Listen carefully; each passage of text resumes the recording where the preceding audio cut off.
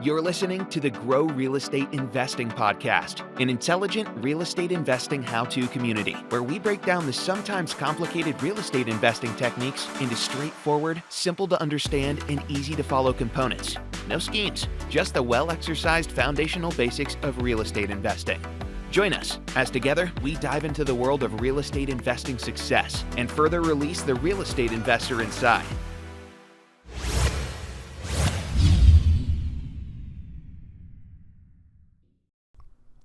Welcome to the Grow Real Estate Investing Podcast. I'm Joe White. In today's podcast, I'm going to be talking about how many investors continue to build very large rental property portfolios without having to continue using their savings. They keep buying property after property using the same original amount of money without having to continue to save anymore. And with each property, they get cash flow. That means they create income. We are talking about forced appreciation. We are taking a property and we are making it worth more than it cost us. We make the property worth more than it cost us to acquire it and more than it cost us to improve it, such as renovations. If we do that, we can take that surplus value, called equity, and buy another property, then another, then another. And if we do it using nothing more than that very same equity, you're using it over and over again. Some of you are somewhat familiar with the concept, but those that aren't might be feeling this sounds a little infomercial-like. But this strategy isn't new. It's a well-exercised, well-written about investing technique that has been used countless times by rental property investors. Excuse me. I call it forced appreciation. Some investors call it value add, but it's also commonly called the BRRRR method. If you want to find more information about this, you should search using BRRRR. That is BRRRR. That is an acronym created by Brennan Turner from BRRRR. It stands for buy, renovate, rent, refinance, and repeat. I think BRRRR is the perfect name for this. It explains it well and it breaks it down nicely. If you haven't discovered BRRRR yet, seek it out. It's a great resource without comparison. It's a free community for all things involving real estate investing, and not just this method, though it's a very favorite of many of us rental property owners. They do have some paid features, but there's endless value in what they offer for no cost, and it's a great resource for the BRRRR technique. In fact, David Green, a host on BP, BRRRR, published a book on BRRRR through BRRRR. The concept is simple. You're going to buy a property that you know you can improve in some way that will increase its value. You might buy a distressed property that needs a renovation. The owner might need to sell it to you at a discount because it's in such poor condition. One reason the seller might sell it to you at a discount is that lenders often won't loan a buyer money against a distressed property that they feel might be a risky investment. When a lender loans money on real estate, they typically use the property as collateral.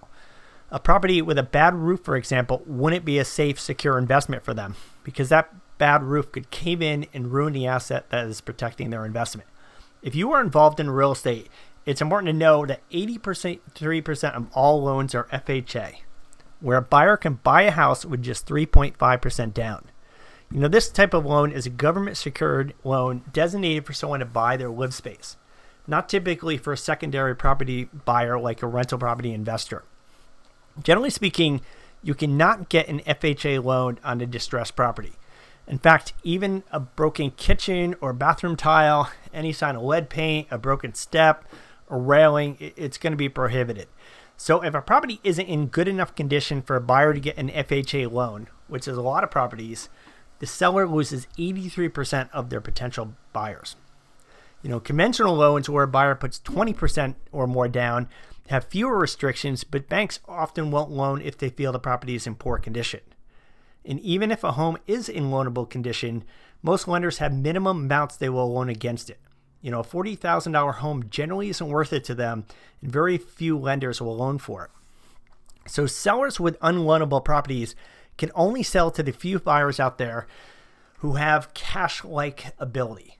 Someone who has cash, a line of credit like a HELOC, or has private lending, maybe a short-term lender like hard money, at this point, the end buyer is very likely to be an investor. And by definition, investors require a discount. I have podcasts on how to get property at a discount. So let's assume you already found a property, and let's see forcing appreciation in practice. So number one, purchase a discounted property. This is a key place for you to use equity. By buying a property for less than it's worth, you immediately have equity and you're already on your way. For many investors, this usually means that you have found a property where your all-in cost will be no more than 70 to 75% of its after repair value. The after repair value, or the ARV, is what a property will be worth after you are finished improving it. Your all-in cost means exactly that, all in. So this means your cost of acquisition, the purchase price, the transfer tax, the title insurance, any commission you might pay, your holding costs until it's producing income with a tenant. This would be property tax, utilities, insurance, improvement costs. This is typically your cost to renovate it. Any interest you might have on your debt. Maybe you leverage borrowed money to do this deal. 2, renovate it. Here you will likely be creating most of your equity. Hopefully you've already created equity by buying it for less than a property is worth. And now you will be leveraging strategic property improvements to create even more. For example, you might pay to have the property painted, and that might cost you $1,200. But its effect on the property might be as much as $25,000 to $30,000. For $1,200, you got a $25,000 return. You forced the property to appreciate and made a large profit in doing so. I had a property this year with bricks falling out of the front of it. How much would a buyer pay for a house with the bricks falling out, about to fall on their head if they didn't open the front door slowly?